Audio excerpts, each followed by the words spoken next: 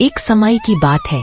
भारत के एक छोटे से गांव सुखपुर में एक लड़का रहता था जिसका नाम था गोपाल। गोपाल एक गरीब किसान का बेटा था। उसके पिता गुजर चुके थे और माँ गोमती देवी अक्सर बीमार रहती थी।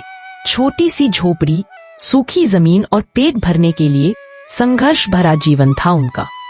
लेकिन गोपाल ईमानदार था और कभी हार नहीं मानता था। बेटा गोपाल, दवा खत्म हो गई है और घर में धन भी नहीं बचा। माँ, चिंता मत करो, मैं जंगल से लकड़ी लाकर बेचूंगा और दवा ले आऊंगा। आपको ठीक होना ही होगा। जंगल का रास्ता लंबा और सुनसान था, लेकिन गोपाल बिना डरे चलता गया। लकड़ियां काटकर जब वापस लौट रहा था, तभी एक पेड़ के नीचे एक रोशन सी रोशनी चमकी। उस रोशनी में एक अजीब से बाबा जी बैठे थे। बेटा, क्या तुम सच्चे और ईमानदार हो? मैं तो बस अपनी माँ के लिए कुछ कमाने आया हूँ। तो ये लो एक जादू का बीज। इसे अपने खेत में बोया करो, पर याद रहे, सिर्फ ईमानदारी और श्रद्धा से ही इसका फल मिलेगा। अगर किसी बुरे इरादे से इस्तेमाल किया तो ये कुछ नहीं करेगा।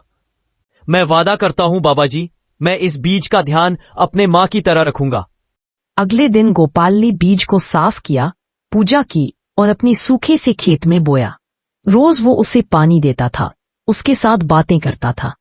3 दिन बाद एक छोटी सी हरी पत्ती उस जमीन से निकली। गोपाल खुश हो गया। एक दिन सुबह सुबह गोपाल अपने खेत गया, जैसे हर दिन जाता था। पर उस दिन का नजारा अलग था। जहां पहले एक छोटी सी हरी पत्ती थी, वहां अब एक बड़ा पेड़ बन चुकी थी। उस पेड़ पर बड़े बड़े फूल खिल रहे थे, जो धीरे धीरे सुनहरी फलों में बदल रहे थे। उनमें एक प्रकाश था, जैसे सूरज की रोशनी को पकड़कर रख लिया हो। गोपाल की आंखों में आंसू आ गए, खुशी के आंसू। माँ, देखो, बीज ने सच में कमाल कर दिया। ये जादू का फल है माँ, बाबा जी ने दिया था। आज हमारे लिए ये खुशियों का पैगाम है। ये क्या है बेटा?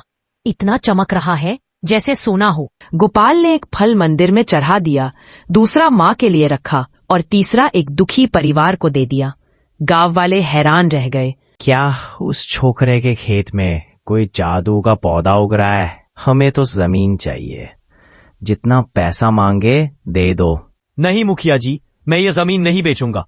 ये मेरी माँ की आस है। मुझे जमीन नहीं दिया, इसका इतना साहस, अब तो मैं इसके सारे फल ले लूंगा। देखता हूं क्या करता है ये गरीब गोपाल। ये फल तो सोना जैसे है, एक ले लूंगा, कौन देखेगा। और बसे भी, मैं तो मुखिया हूं इस गांव का। पर जैसे ही उसने फल छूना, फल एक पत्थर में बदल गया। उसके हाथ जलान से जल उठे। उसने जोर से चीखा, आह! और गांव वाले जग गए। गांव के लोग मुखिया के चीखने की आवाज सुनकर दौड़े।